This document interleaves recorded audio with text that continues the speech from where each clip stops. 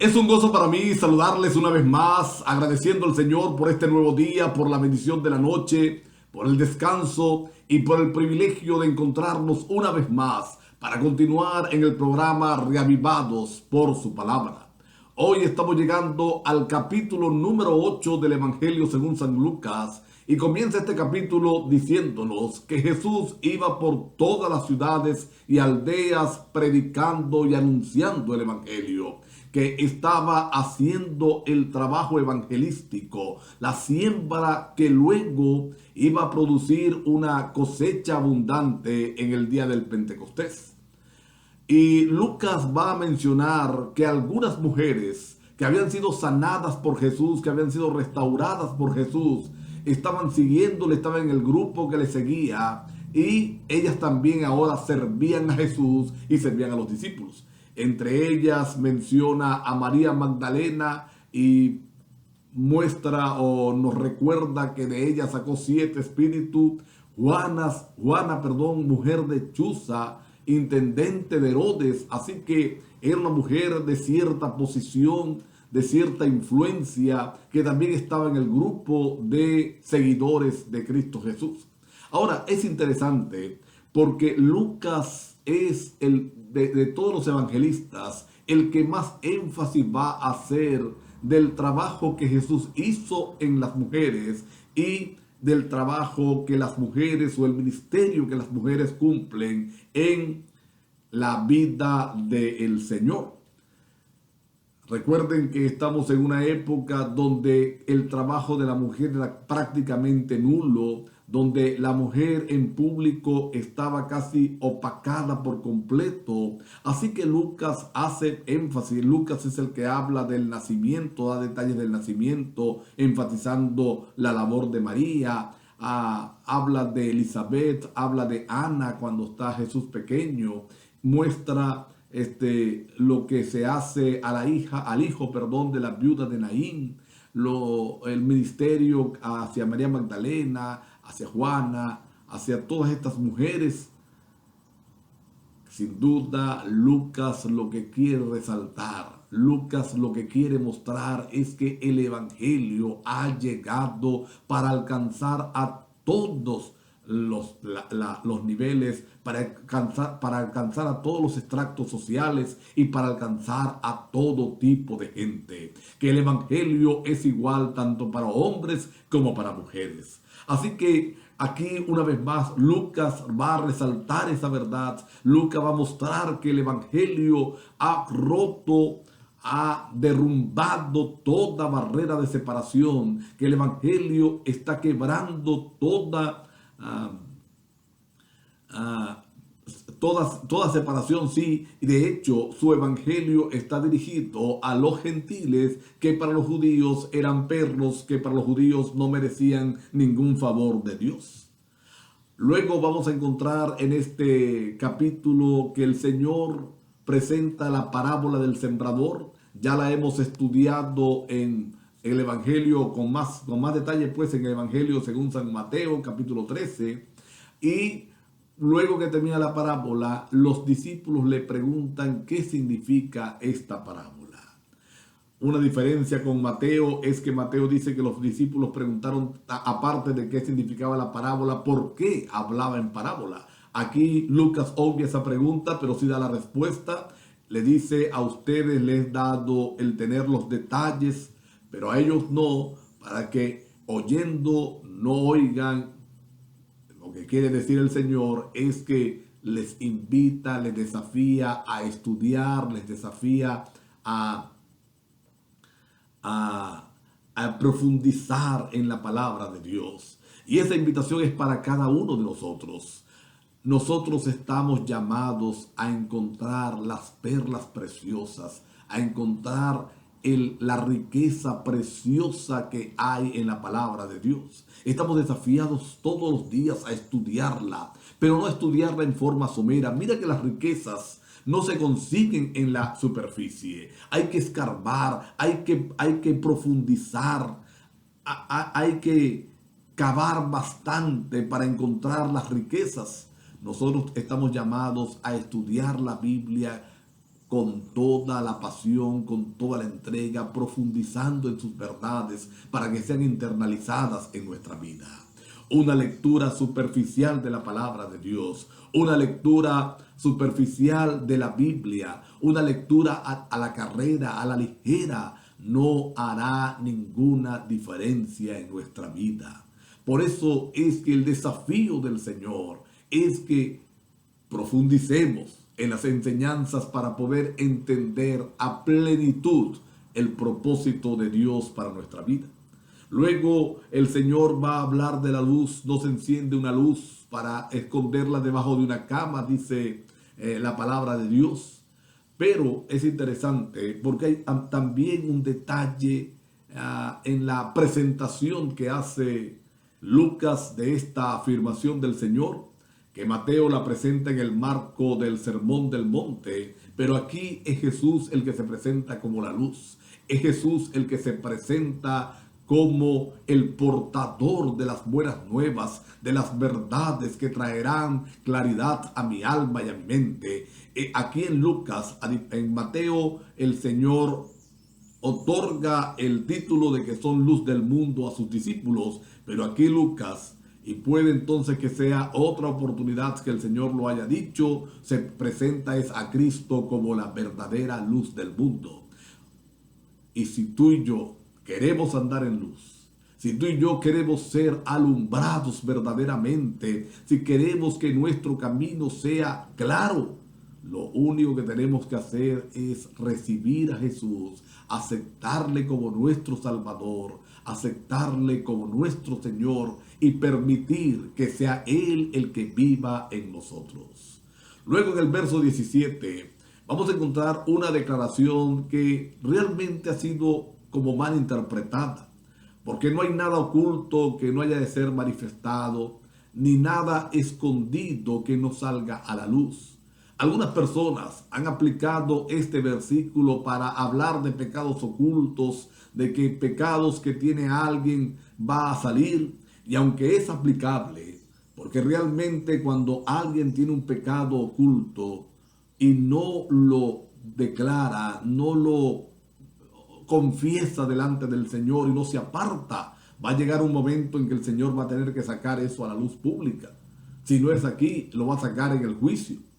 Pero lo que está manifestando Cristo aquí en el contexto de lo que está hablando es que no habrá nada oculto ni escondido que sea necesario para la salvación que no sea manifestado a través de la luz que es Cristo Jesús. Es decir, que todo aquel que quiere hacer la voluntad de Dios, que todo aquel que sinceramente le dice al Señor, Señor, yo quiero ver tu palabra, oír tu palabra, yo quiero aprender y hacer tu voluntad, no quedará en tinieblas, no quedará con errores. Dios le conducirá a toda verdad, porque esa es la promesa que hizo Jesús a través del Espíritu Santo.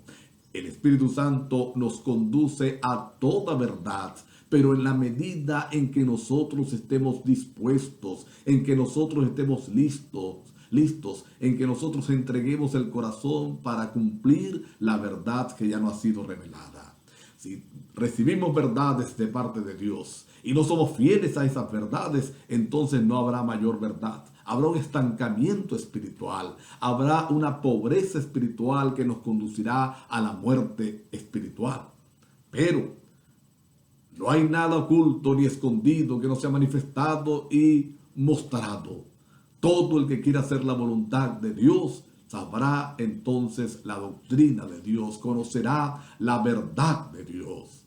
Vamos a encontrar más adelante en este capítulo también el relato cuando la madre y los hermanos de Jesús fueron a buscarlo. Ustedes recuerdan, los hermanos estaban un poco tensos por lo que estaba ocurriendo, no querían, no veían a Jesús como el Mesías, no lo veían como el prometido de Dios, como el Salvador del mundo.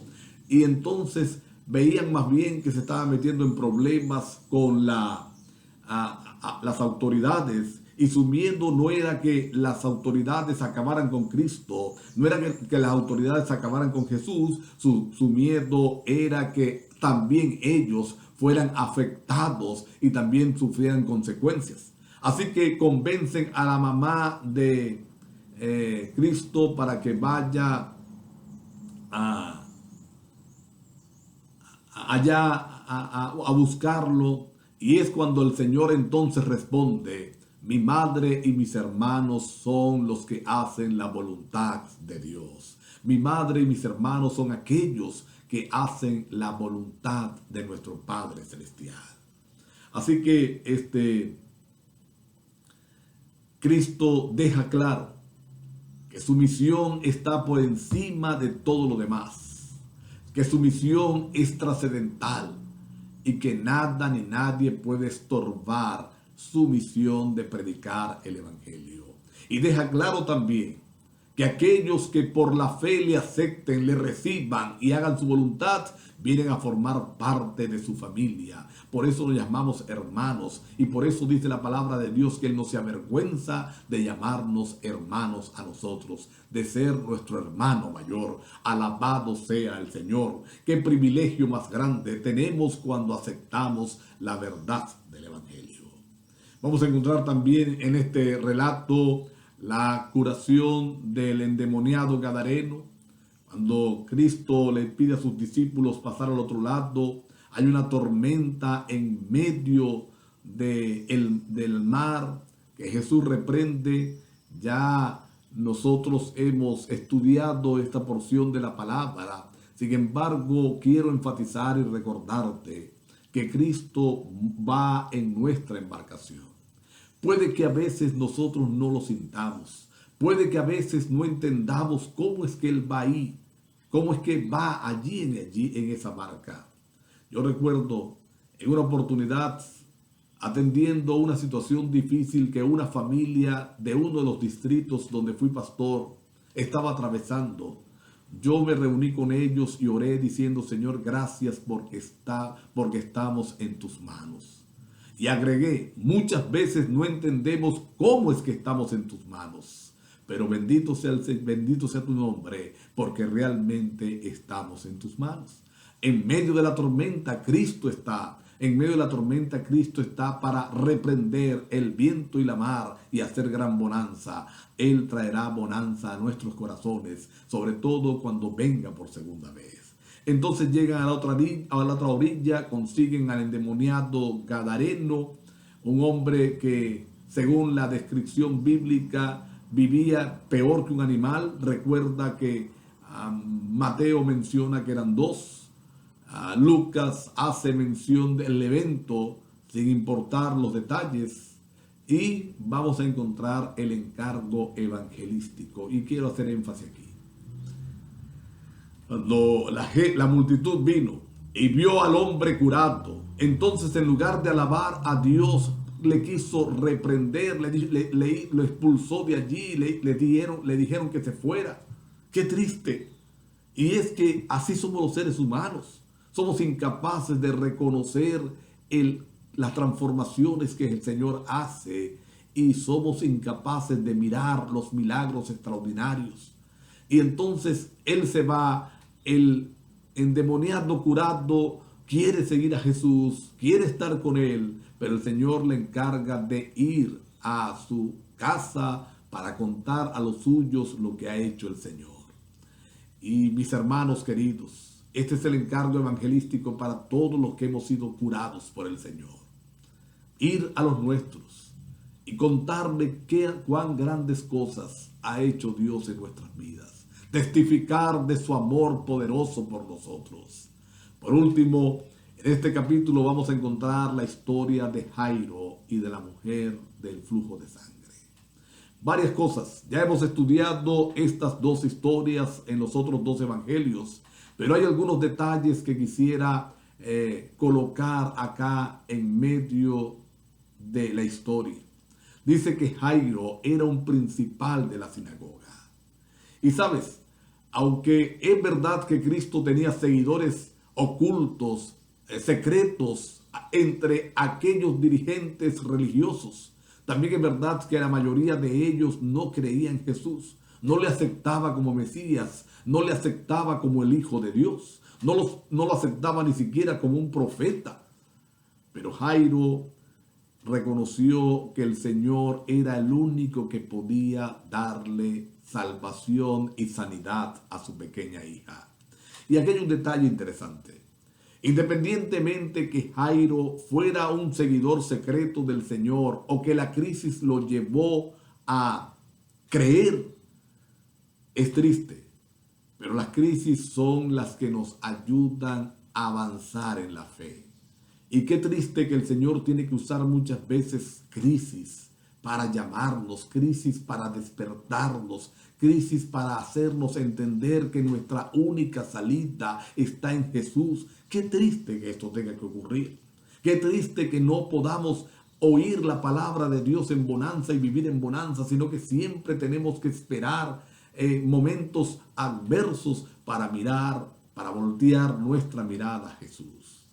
Que Dios nos ayude para en todo momento reconocer al Señor y permitir que Él sea nuestro Dios, sea nuestro soberano sea el soberano en nuestras vidas, para que de esa forma en todo momento y en toda circunstancia estemos mirando al Señor y Él no tenga entonces que utilizar otras medidas extremas para que volteemos a Él. Al final, el Señor hace ambos milagros. Cura a la mujer de flujo de sangre. Ella le tocó el vestido por detrás, pero el Señor declara claramente que fue lo que actuó, la fe de ella. La presenta delante de todos. No dejen oculto aquel milagro para que no empiecen a entretejerse algunos errores o algunas fábulas en cuanto a lo que ha ocurrido. El Señor dice, ¿quién me ha tocado? Pedro le dice, la multitud te apremia, pero él dice, no, alguien me tocó porque ha salido de mi virtud.